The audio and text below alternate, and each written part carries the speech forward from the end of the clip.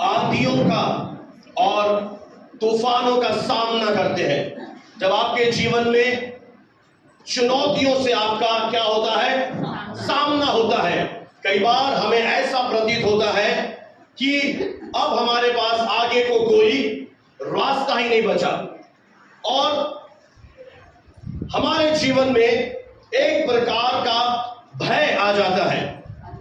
और वो भय क्या करता है, हमारे ऊपर अपनी पकड़ को मजबूत कर देता है और कई बार हम अपनी हिम्मत खो बैठते हैं, हम साहस खो बैठते हैं। इसीलिए मेरे प्रियो, ये उन लोगों के जीवन में लक्षण आएंगे, वे लोग जिनके जीवन में परमेश्वर का वचन बिल्कुल भी नहीं है। आज पता है सबसे बड़े दुख की बात हमारे प्रभु में, मसीहत में क्या है कि लोगों को हेड नॉलेज बहुत है, दिमागी ज्ञान बहुत है, बाइबल तो पढ़ ली, पर वो बाइबल जो है दिमाग में चली गई। दिमाग में जाने से क्या हुआ, वो वचन उन्हें सिमरन जरूर है, मेमोराइज कर लिया, याद भी कर लिया, मत डर प्रभु मेरे संग है, यहोवा मेरा चरवाही, याद भी कर लिया, उसके कोड़े खाने से मैं चंगा हो गया, याद भी हो गया, इधर आ गए।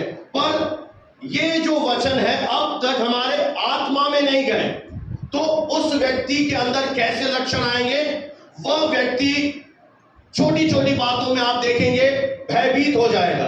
वह व्यक्ति थोड़ा सा प्रॉब्लम आएगी नहीं, कांपना शुरू हो जाएगा, थोड़ी सी प्रॉब्लम आई नहीं, भयभीत होकर डर कर हार मानकर बैठ जाएगा। ऐसी चीजें उसके जीवन में होना शुरू हो जाएंगी। और ये चीजें क्या दिखाती हैं कि उस व्यक्ति के जीवन में अभी भी परमेश्वर का वचन पकड़ नहीं कर पाया है। गिरफ्त जिसे हम बोलते हैं, समझते हैं, गिरफ्त पकड़ नहीं कर पाया। पकड़ क्यों नहीं कर पाया? क्योंकि उस व्यक्ति के अंदर अभी जमीन अच्छी नहीं है। कई लोग परमेश्वर के वचन को, आपने देखा होगा कि हम जो कूड़ा है, करकट है, वो मार्ग के बिल्कुल बीचों बीच सड़क के किनारे में फेंक देते हैं। सही है? आप किसी भी पैकेट को ले लीजिए, चिप्स के पैकेट, गुटखे के बाउल, कोई भी चीज ले लीजिए, वो कहां फेंकोगे आप? बिल्कुल सड़क के किनारे। तो कई लोगों के जीवन में धारणा यह है कि ये वचन बहुत हल्का है और इसीलिए उनके जीवन में उन्होंने सड़क के किनारे जैसे कचरा फेंकते हैं, इस वचन को भी कुछ इसी तरह ले लिया है। और फिर वे क्या चाहत रखते हैं कि केवल हमारे लिए प्रेयर कर दीजिए, प्रार्थना कोई जादू की छड़ी है ही नहीं। जब तक आपके जीवन में परमेश्वर के वचन का अंश नहीं है, आपके लिए प्रेयर भी इतना ज्यादा कमाल नहीं कर पाएंगी। क्योंकि मैं आपको बता दूं कि जो परमेश्वर है वो वचन के द्वारा की गई प्रार्थना को ही सुनता है, वो विश्वास से की गई प्रार्थना को उत्तर देता है। और इसीलिए जरूरी है कि हम हेड नॉलेज, दिमागी ज्ञान से अब आगे बढ़कर अपने दिल में परमेश्वर के वचन को स्थान दें। उसके लिए आपको एक काम करना पड़ेगा, आपको परमेश्वर के वचन का जब प्रचार होता है उसे सुनने के लिए आपके अंदर एक जिज्ञासा होना चाहिए। ये ऐसा नहीं है कि आप बिल्कुल एक उदास आकर बैठे हैं, आप बिल्कुल अपना जो फोकस है। अब याद रखिए मेरे प्रियो कि एक स्टूडेंट के जीवन को आप देखिएगा, सफल वो होते हैं जो क्लास टीचर की ओर अपनी निगाहें लगाए रखते हैं कि मेरा टीचर मुझे सिखा क्या रहा है। उसके मुंह से एक एक शब्द निकलता है, मैथ का फॉर्मूला निकलता है, वो टकटकी लगाकर सुनता है। जो इंटेलिजेंट स्टूडेंट होते हैं वो देखते हैं बोल क्या रहा है, और जैसे टीचर कुछ बोलता है वो डायरी में नोट कर लेता है अपनी नोटबुक में। और फिर वो जब घर पहुंचता है, घर जाकर फिर से डायरी खोलता है और उस फॉर्मूले को फिर से प्रैक्टिस, अभ्यास में करने के लिए बहुत सारी कॉपियों को रफ कॉपी बना देता है। हाँ है ना? कि उसी तरह से हमारे विश्वासी जीवन में भी यही सिद्धांत परमेश्वर चाहता है कि हमारी जो आंखें हैं, हमारा जो ध्यान है, जिसे हम फोकस कहते हैं, वो परमेश्वर पर लगाकर रखें, ना कि आंधी और तूफानों पर। आपकी जो आंखें हैं वो हमेशा याद रखे प्रभु यीशु मसीह पर लगी होनी चाहिए। और अगर आपने अपनी आंखों को आंधी के ऊपर लगा दिया, तूफान के ऊपर लगा दिया, तो आपके जीवन में क्या आएगा? भय आ जाएगा, डर आपके जीवन में पकड़ ले लेगा। और डर में क्या है? आप अपना विश्वास खो बैठते हैं। डर क्या करता है? अंदर ही अंदर से हमें व्याकुल कर देता है, हमें निर्णय लेने की ताकत भी हमारी चली जाती है।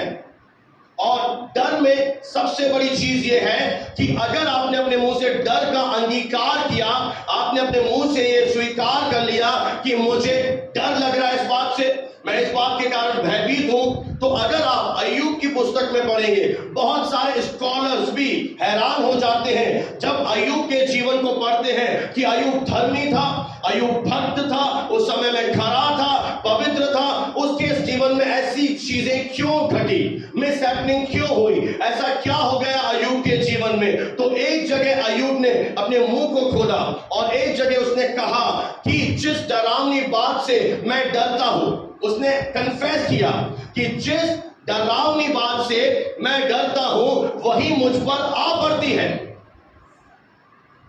यानी उसने स्वयं स्वीकारा कि मैं जब प्रभु में चल रहा था, मैं धर्मी भी था, मैं पवित्र भी हूं, मैं सब कुछ कर रहा था, पर मैं अंदर ही अंदर से किन्हीं चीजों से डर रहा था। उसके अंदर कुछ चीजों का डर था। पहला डर क्या था?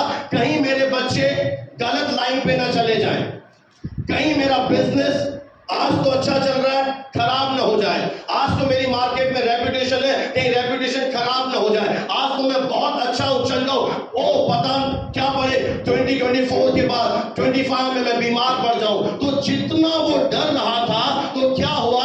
बीमारी आई, बिजनेस चौपट हुआ, बच्चे दुनिया से चले गए, पूरी तरह से उसका जीवन तबाह हो गया।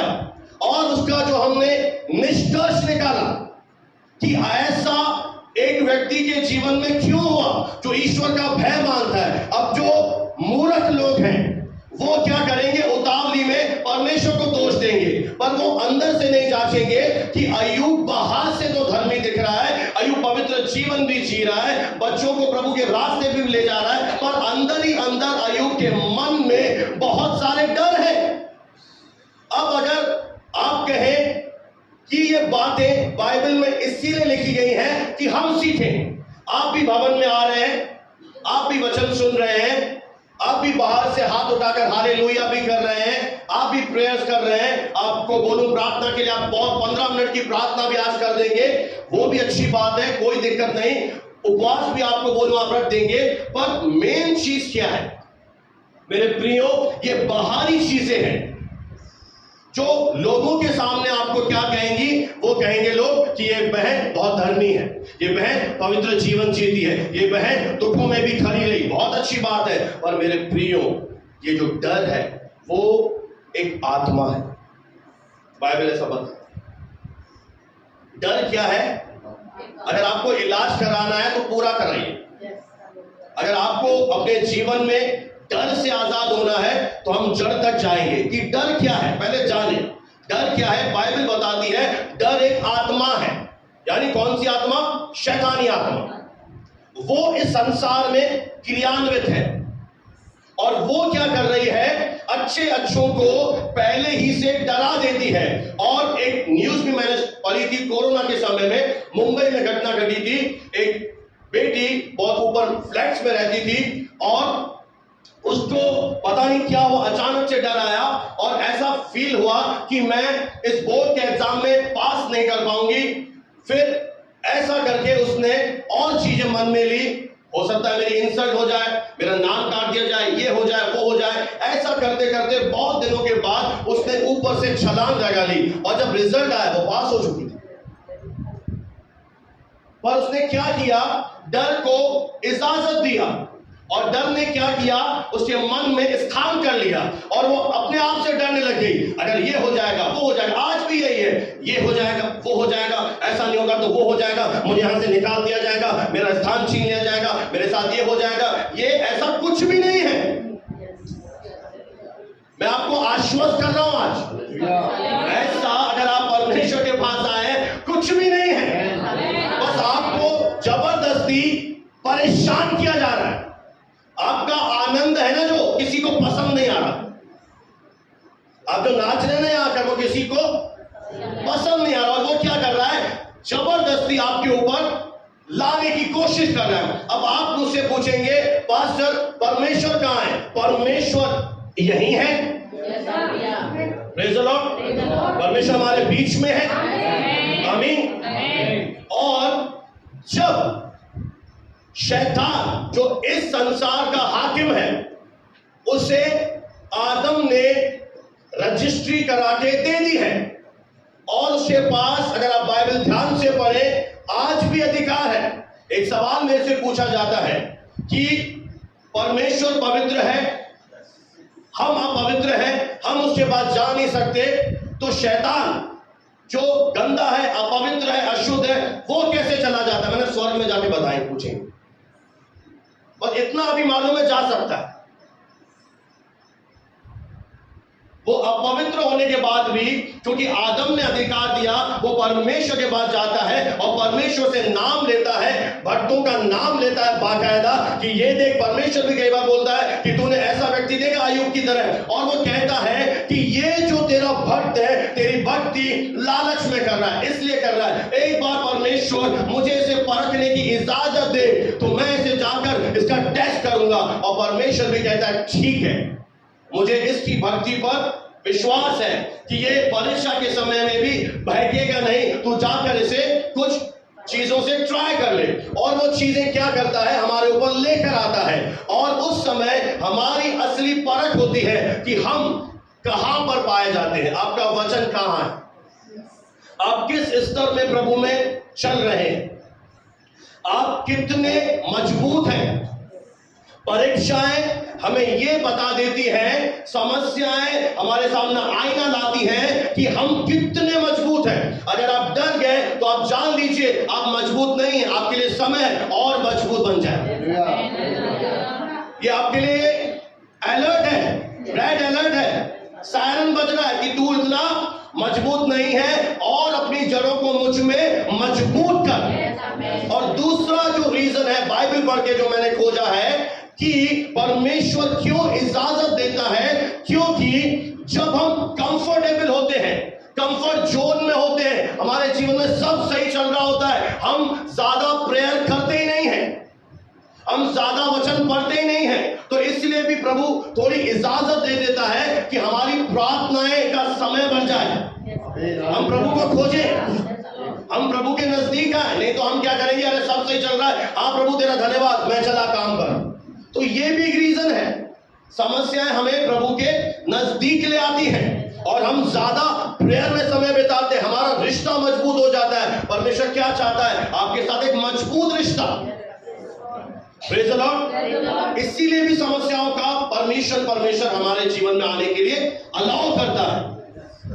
आपकी पूरी परख होती है, आप जो प्रतिफल परमेश्वर देने जा रहा है उसके लिए जांचे जाते हैं कि आप विषम परिस्थिति में भी क्या बोलना शुरू कर देते हैं। Praise the Lord. मैं आपको एक वचन में लेकर जाऊंगा, मेरे साथ निकाले सिस्टर, मत्ती रचित सुसमाचार उसका 14 अध्याय, और अगर इसका 22 से आप पढ़ेंगे, 22-23 आयत से, तो हम देखेंगे परमेश्वर के कलाम को आज सुबह के समय कि परमेश्वर अपने वचन से हमसे क्या बात करना चाहता है। पढ़ दीजिए सिस्टर। तो झाड़ियों में बोया गया, मत्ती 14 कहा मैंने, तब उसने हाँ, परंतु अपने चेलों को नाव पर चढ़ने के लिए विवश किया। अब इधर देखिए, यहां पर एक बात हमें समझ में आ रही है कि तब उसने, कौन है, यीशु मसीह ने क्या किया, चेलों को नाव पर जाने के लिए, एक वर्ड आया हिंदी में विवश, यानी विवश को क्या कहते हैं, मजबूर किया, यानी वो जाना चाहते नहीं थे, पर परमेश्वर क्या चाहता था कि नाव में जाए। अब आगे बढ़ दीजिए कि वे उससे पहले पार चले जाएं। कहां चले जाए, पार चले जाए। हालेलुया।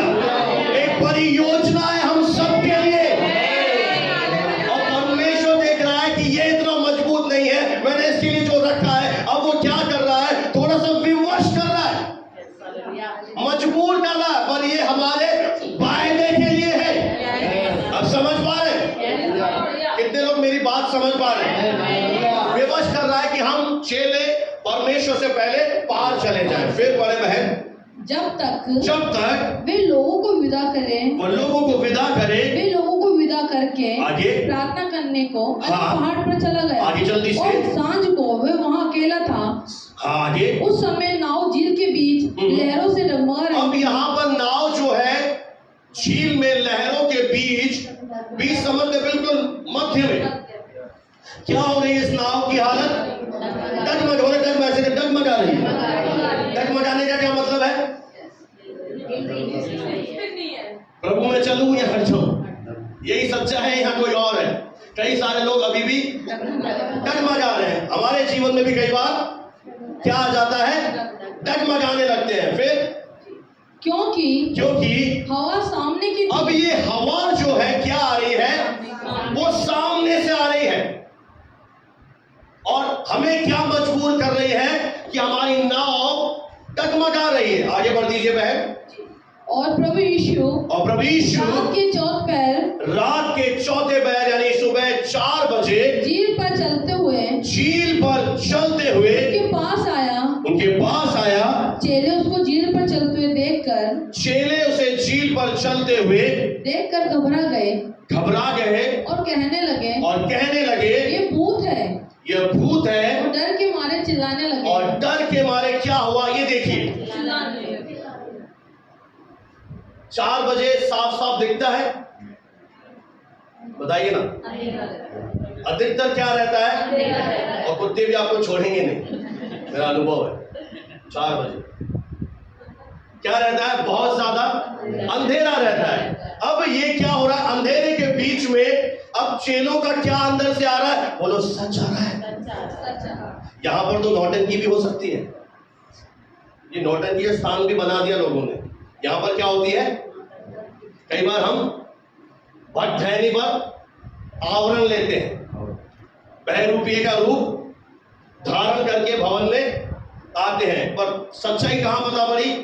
जब 4 बजे क्या हो रहा था? नाव लहरों के बीच डगमगा रही थी, तो उन्होंने क्या समझा कि कौन आ रहा है? अरे तेरे पास पवित्र आत्मा है या दुष्ट आत्मा? मैं आपसे पूछ रहा हूं, बताएंगे? अगर तुम्हारे अंदर दुष्ट आत्मा है तो शैतान आएगा, भूत आएगा। पर अगर मेरे पास पवित्र आत्मा है तो मेरे जीवन में यीशु मसीह आएंगे। सोचिए आप कौन है? कई बार हम अपनी पहचान भूल जाते हैं। उन्हें क्या लग रहा है? भूत आ रहा है। अरे तू है कौन? Who are you? हम परमेश्वर के जन है, मंदिर है, तो मंदिर में क्या आएगा? हमारे पास कौन आएगा? आएगा भूत। उससे तो डर लगेगा। सोचकर देखिए, कुछ गहराई की बातें मैं आपको सिखा रहा हूं। आप इमेजिन करिए, कल्पनाओं में चले जाइए कि आप भवन में आते हैं, आपने उद्धार पाया है, अब आपके पास कौन आएगा? अब देखिए चेले क्या बोल रहे हैं, ये सच्चाई अंदर से आ रही है। अरे भूत आ गया, दुष्ट आत्मा आ गया। अरे वो आएगी कैसे? तू कौन है? तू परमेश्वर का जन है। हालेलुया। अब क्या हो गया? जैसे ही, अब देखिए बहुत से होंगे, लिखा नहीं है, और किसी ने कुछ किया होगा, पहले किसी ने रिएक्शन दिया होगा, कोई तो पहले बोला होगा, बड़ बोला कि ये कौन आ रहा है? भूत आ रहा है। और जैसे ही उसने शब्द निकाले, भूत आ रहा है, भूत आ रहा है, ये तो कोई भूत है, तो उसके एक शब्द ने क्या किया? सबकी गिट्टी, डायरिया हो गया, मेरी भाषा लूज मोशन। क्या हो गई? जैसे उसके शब्द सुने, डर ने क्या कर लिया? जीवन के ऊपर कब्जा कर लिया। और वे सब क्या हो गए? उन्हें नहीं पता, उन्हें दिख भी नहीं रहा। जब आपको दिख नहीं रहा, आप किस बेस पे बोल रहे हैं कि भूत है? चलो बताइए।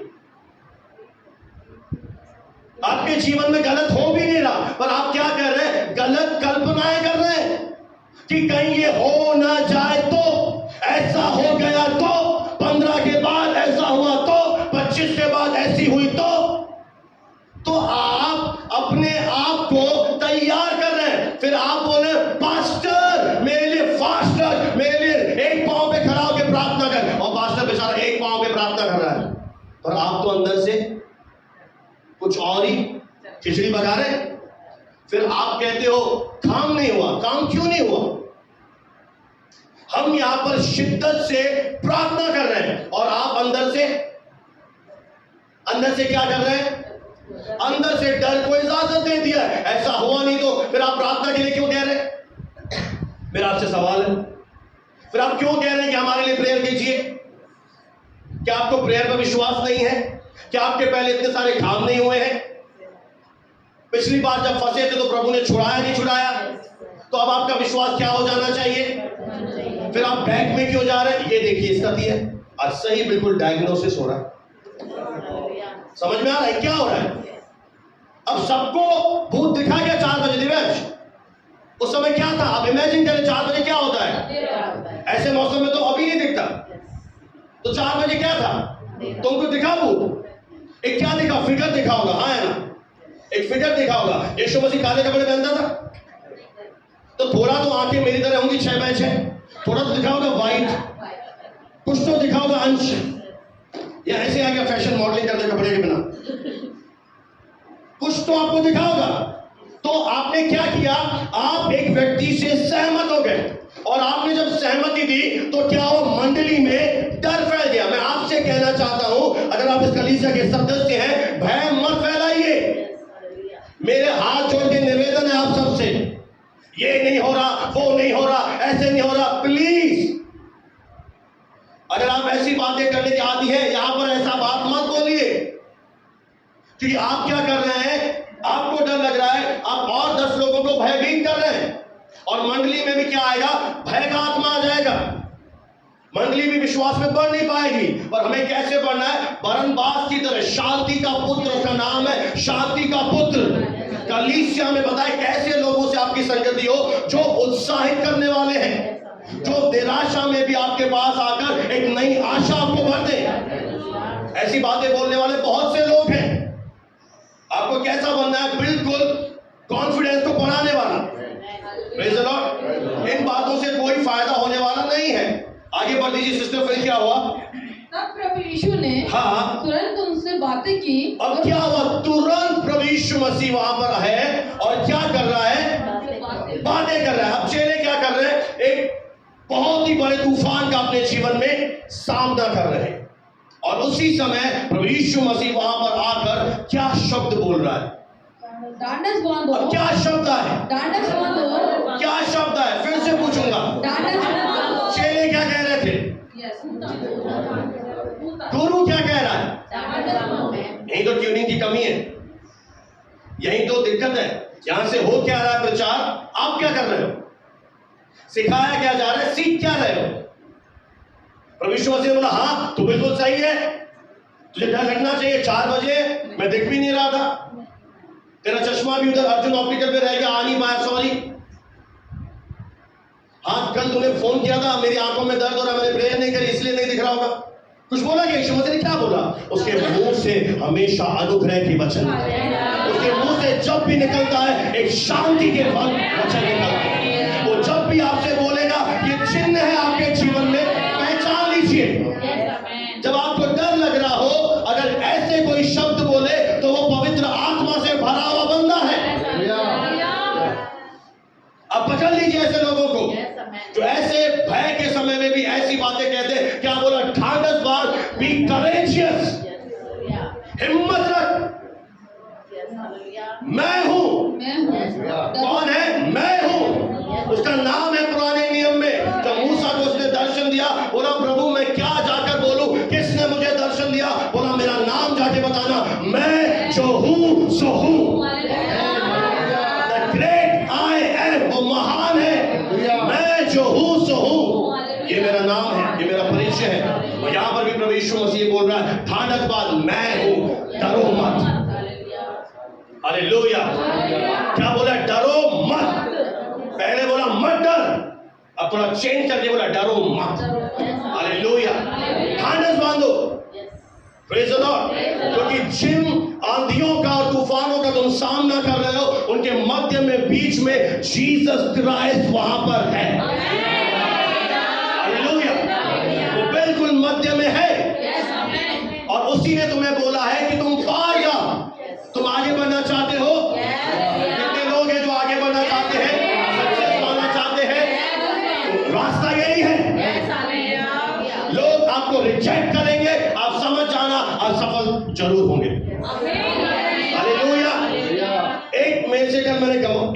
व्यक्ति से मैंने बात किया, उसने बताया कि मेरे जीवन में ऐसा हुआ कि मैंने एक स्टूडेंट को टीचिंग दी। ध्यान से सुनना, उसे मैंने अपने घर पे आने की इजाजत दी, मेरी मम्मी ने उसे खाना खिलाया, रात को मेरे घर पर रहा और मैंने उसे पढ़ा लिखा के इतना इंटेलिजेंट बन गया कि सोफिया स्कूल में उसे जॉब लग गई। और फिर मैं खुद उस स्कूल में इंटरव्यू देने गया और उस लड़के को मालूम पड़ा उसने क्या किया, एक षड्यंत्र रचा और उसने टीचर को अपने साथ कर लिया, इंटरव्यू इतना हार्ड कर दिया और वहां पर जाके पैनल में बैठ गया और उसने कुछ ऐसा किया कि मेरा सिलेक्शन ना हो। और मैं उसे देखता रहा, मेरी आंखों में आंसू आ रहे थे। ये वो व्यक्ति है जिसकी मैंने मदद की थी, इसे पढ़ना नहीं आता था, मैंने पढ़ना सिखाया, अब ये आकर मेरी जॉब कैंसिल कर रहा है, मेरे से आगे बढ़ गया और वो शॉप में चला गया 6 महीने तक। मेरे प्रियो, यह दुनिया का सिद्धांत है। आप आगे बढ़ोगे, जिनको सिखाओगे, जिनकी मदद करोगे, वे ही लोग आपको आने वाले समय में धोखा देंगे और कोई नहीं देगा। जिनको आपने पानी पिलाया, खाना खिलाया, कपड़े पहने, वे ही लोग आपके लिए बुरी बुरी बातें बोलेंगे। जब दुखों में आप खड़े रहे, वही लोग आपके साथ चीट करेंगे। ये एक साइन होता है कि जब आपको रिजेक्ट कर दिया जाए, जब आपसे जबरदस्ती नफरत की जाए। एक बात मुझे बताइए, प्रभु यीशु मसीह ने इस दुनिया में आकर कौन सा गुनाह किया? एक भी गुनाह नहीं, वो सिद्ध था, फिर भी लोगों ने क्या रखी? जलन। फिर भी लोगों ने क्या रखा? उसे सूली पर चढ़ा दिया। क्यों? ये एक जीवन का हिस्सा है। लोग आपको तुच्छ जानेंगे, आपको तिरस्कृत करेंगे, लोग आपके मार्ग में फूलों की आपको बेच नहीं बिठाने देंगे कि गुलाबों के रोज पर आप चलोगे, नहीं, कांटों का रखेंगे आपके सामने। पर उस समय परमेश्वर क्या चाह रहा है आपसे कि उसी ने तुम्हें विवश किया है कि तुम आगे बढ़ो। हालेलुया। वो तुम्हें कह रहा है कि तुम उस पार जाओ। उस पार क्या मिला उन्हें? उस पार उन्हें क्या मिला बताइए? परमेश्वर अंतर्यामी है। कोई विश्वास करता है इस बात में? तो प्रभु नहीं जानता था आगे तूफान है? भेजा क्यों? पूछे पड़ोसी से, क्यों भेजा भाई?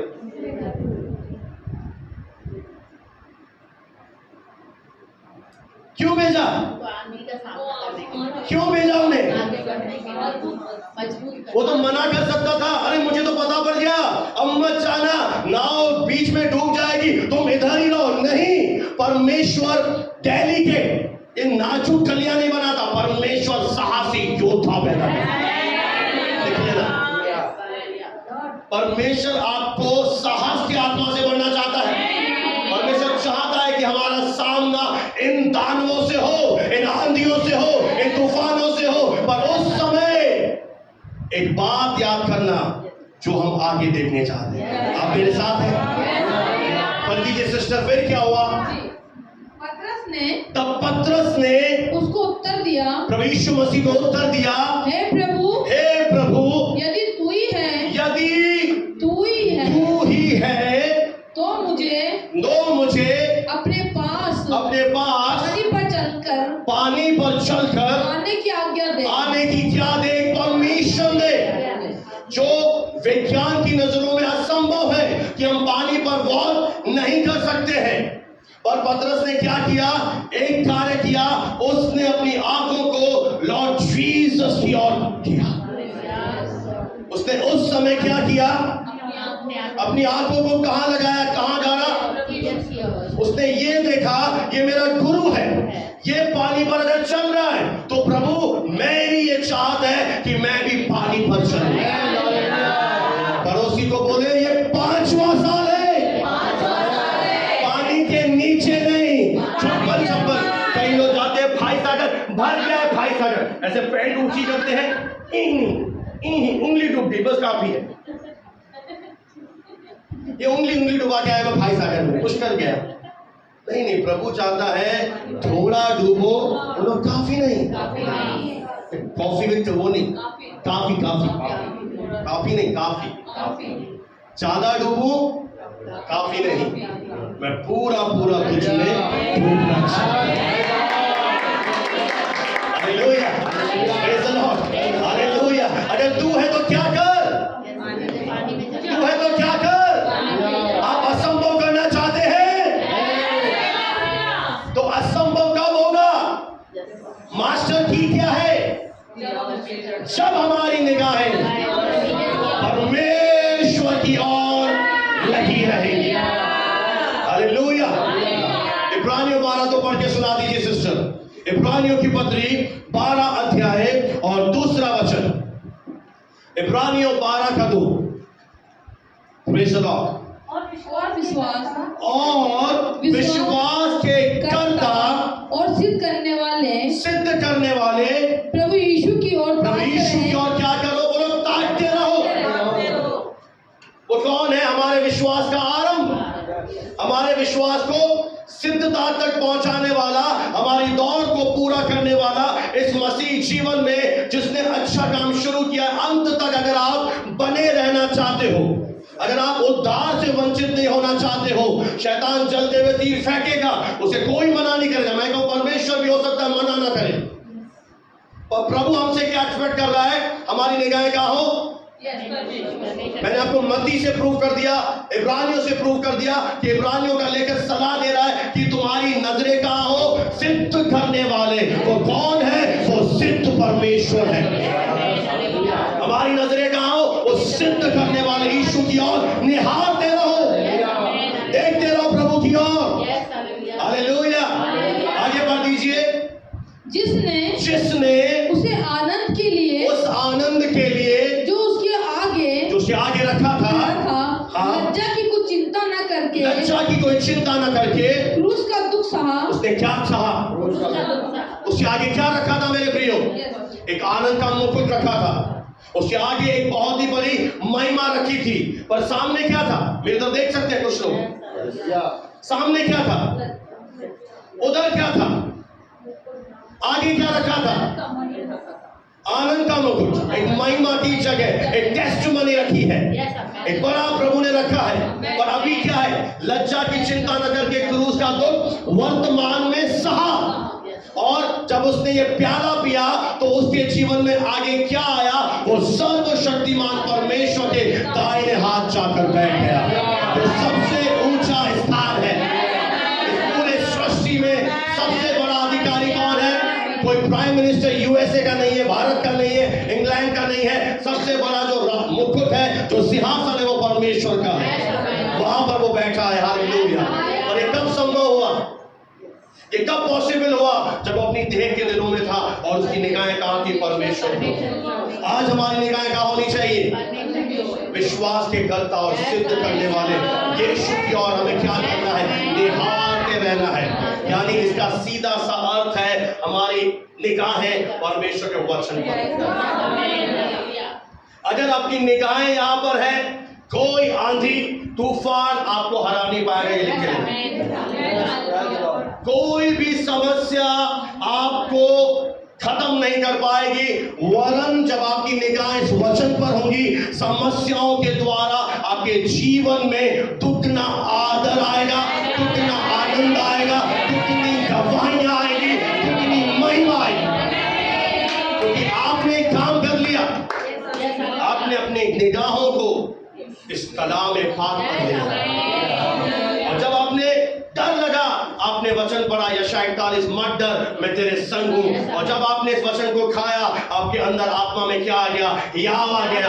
सामने वाला डर रहा है, अरे ये थी नहीं, ऐसा हो जाएगा। आप बोलोगे ये कुछ कौन थी ना, ऐसा वैसा कुछ नहीं होगा, मैंने अभी भी ये खाया। अब आप इमेजिन करें, एक कमजोर हड्डियों का ढांचा आपके पास आया, ओ काजू भी खा लेगी, तू भी मेरी तरह ढांचा रहेगी। अरे तू मूर्ख है पागल, काजू खाने से मैं टुनटुन मौसी बन गई। ये हो सकता है काजू खाने वाला। फिर पता डॉक्टर के पास जाते, सर मैं काजू बादाम खा रहा हूं, मैं हड्डियों का ढांचा क्यों? अंदर से कीड़ा है तेरे पेट में, जो तेरे काजू बादाम को तेरे अंतड़ियों तक बीच में तेरा सफाया कर रहा। फिर तुझे क्या करना पड़ेगा? और बोलो कीड़ा निकलवाना, आगे आ जाना, निकाल। सही बोल रहा हूं? क्यों नहीं लगता हमारा पनीर भी? क्योंकि हमारे अंदर कीड़ा होता है। ये कीड़ा है। हम क्या करते हैं? कीड़ा काटता है। एक विश्वासी विश्वास में मजबूत है, हालेलुया बोल रहा है, कोई उठकर आएगा कीड़ा काटेगा। अरे तू इतना खुश कैसे है? तुझे पता नहीं ये क्या होने जा रहा है? कल क्या होगा? तुझे पता नहीं? हम और ज्यादा क्या करते हैं, लोगों को डरा देते हैं। मेरा एक सलाह मानेंगे, एक कवच खरीद लीजिए, मिलता है नसीराबाद में रावण की बगीची में, इधर मिलता है ये कवच। ये कवच क्या करेगा, लोग तीर फेंकेंगे, ये कवच उन्हें क्या करेगा, तुझसे टकराएगा तो सही, पर तुझसे टकराकर वापस चला जाएगा। क्योंकि तू कौन है, मेरे वचनों पर चलने वाला मेरा भक्त है। कोई तो बोले हालेलुया, हालेलुया, हालेलुया। स्वर्ग क्या गवाही देगा मेरे लिए, बताइए। आज स्वर्ग में इतने दूत संत बैठे हैं, वो मेरे लिए जब मेरे जीवन को देख रहे होंगे, prophet TB Joshua, Saint Paul, Moses, Abraham, Daniel, Kennedy Hagan sir, वो मेरे लिए क्या गवाही देंगे। जो बड़े बड़े संत युद्ध जीत कर गए, रेवरेंड बर्नार्ड डेविड, वो हमें देख रहे हैं। गवाहों का बादल हमें घेरे हुए हैं, वो संत हमें देख रहे हैं कि मैंने विजय पाई है बेटे, तू भी विजय पा गया।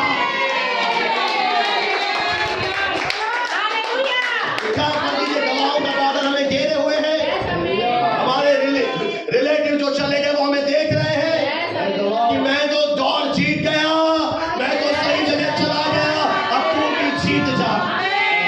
हमें क्या करना है मेरे प्रियो, इन आंधियों में, तूफानों में आपकी उन्नति हो रही है।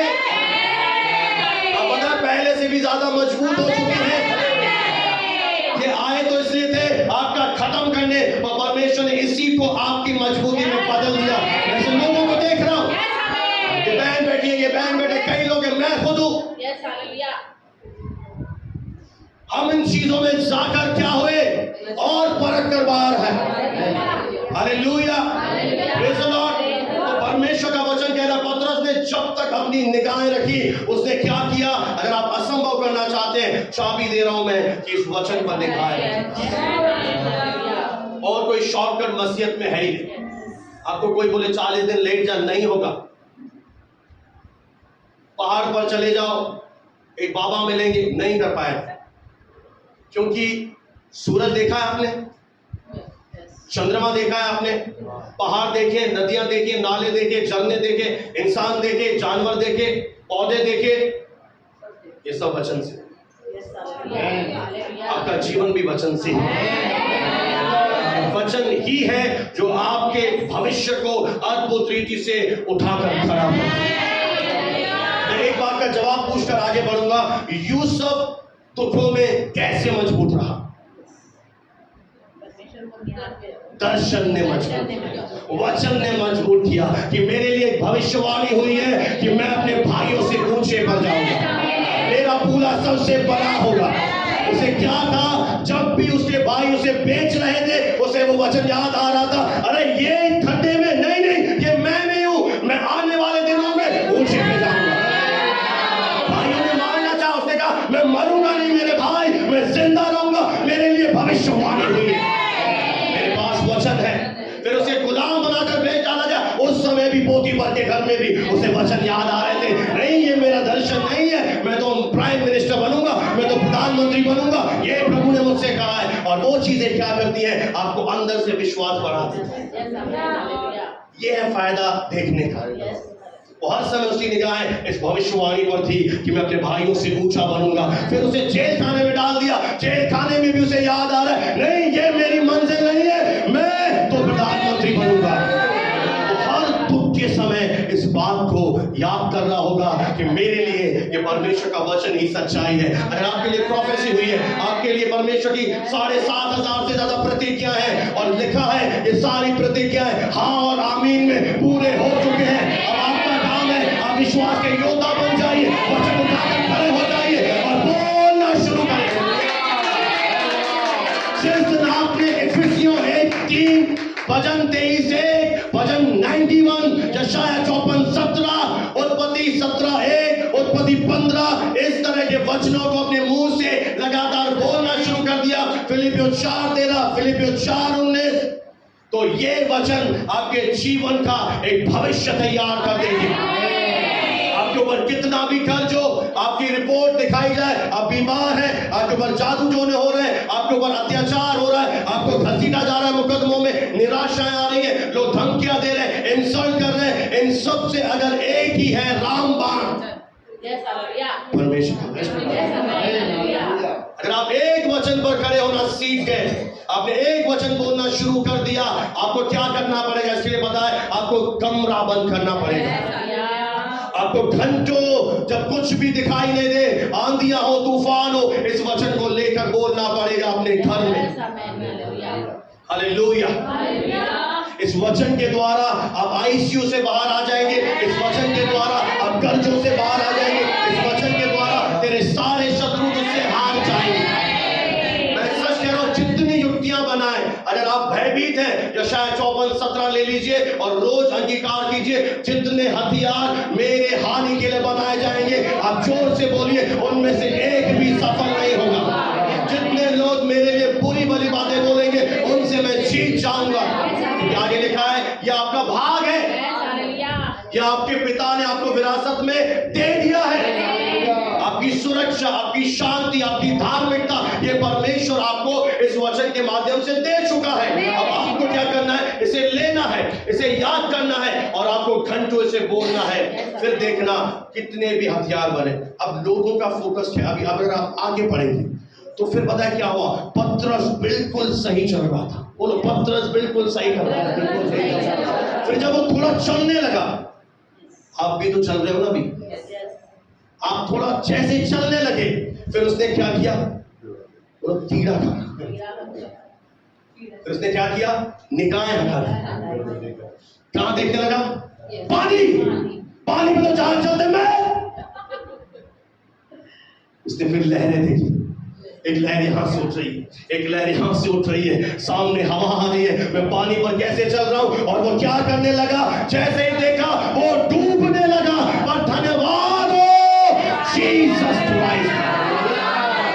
एक और अच्छी बात सुन लीजिए, अगर बाय चांस आपका ध्यान प्रभु से हट भी जाए तो उस समय भी प्रभु वहीं पर है। ये फायदा है प्रभु में, ये बेनिफिट कहीं नहीं मिलेगा आपको। प्रभु ने क्या किया? प्रभु ने अपना हाथ बढ़ाया और हाथ बढ़ाकर पतरस को थाम लिया। अगर आपकी निगाहें हट भी गई है, मैं आपको उत्साहित करना चाहता हूं, परमेश्वर वहीं पर है, फिर से अपना हाथ बढ़ाएगा। बस आप चिल्लाओ प्रभु, और वो आपको उठाकर थाम लेगा। पर इस परिस्थिति में एक शब्द बोलेगा जो आपको शायद पसंद ना आए, तो कचौड़ा ज्यादा खा लेना। हे अल्प विश्वासी,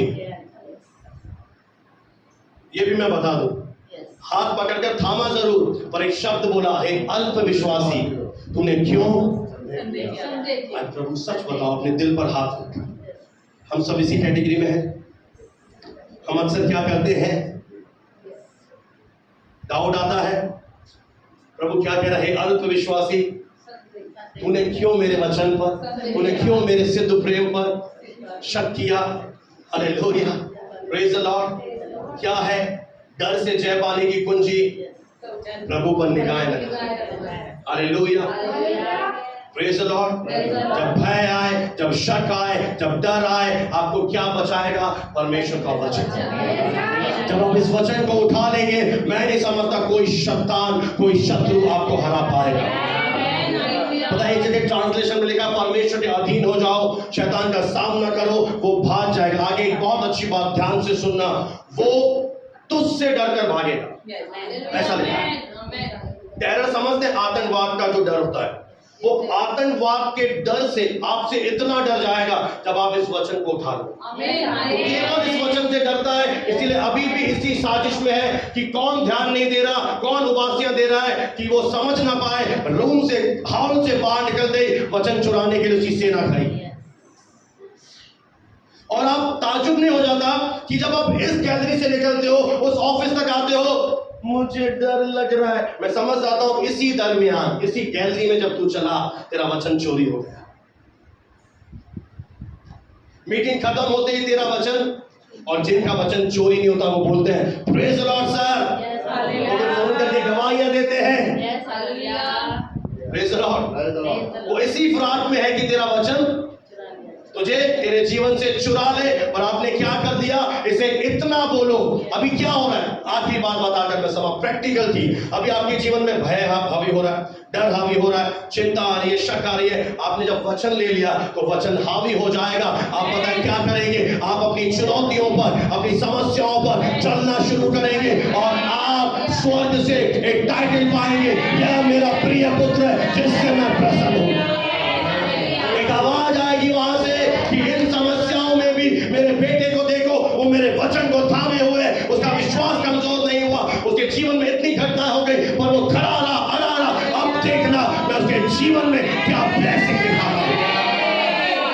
और तब उस एक व्यक्ति से करोड़ों लाखों ब्लेसिंग पाते हैं।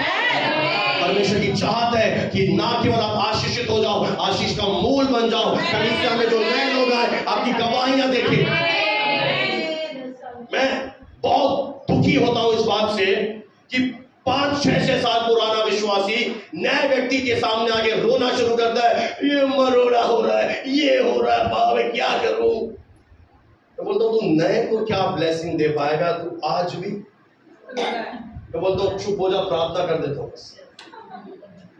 अब क्या उदाहरण बन रहे हो नए लोगों के लिए? आज भी आप क्या हो? आपके ऊपर क्या हावी हो रहा है? ये चीजें हावी हो रही है। जबकि आपने वचन सुना, आपको क्या बोलना चाहिए? पास्टर मुझे बहुत बल मिला आपके वचन से, मैंने बहुत आशीष पाई और मैं चलने का पूरा प्रयास करूंगा, मैं आपको परमेश्वर का नाम ऊंचा करूंगा। सर कोई आज तक बोलता ही नहीं है, सब आते हैं प्रेज द लॉर्ड, मैं चला, अब ढूंढना 6 दिन बाद, अब आऊंगा जी 7वें दिन। पता है जय कब आती है?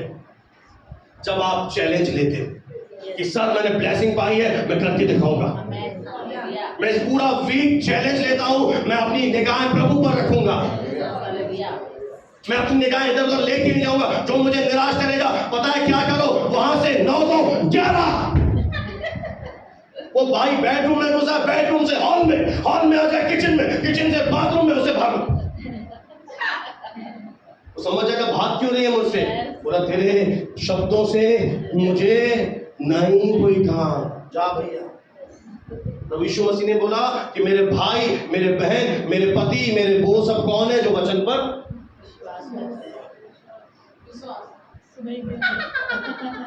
जो वचन पर क्या करते हैं? क्या करते हैं? नहीं, चलते हैं। जो वचन पर क्या करते हैं? चलते हैं। Praise the Lord, hallelujah. आइए हम अपने स्थान पर खड़े होकर आज अनुग्रह प्रभु का ग्रहण करें।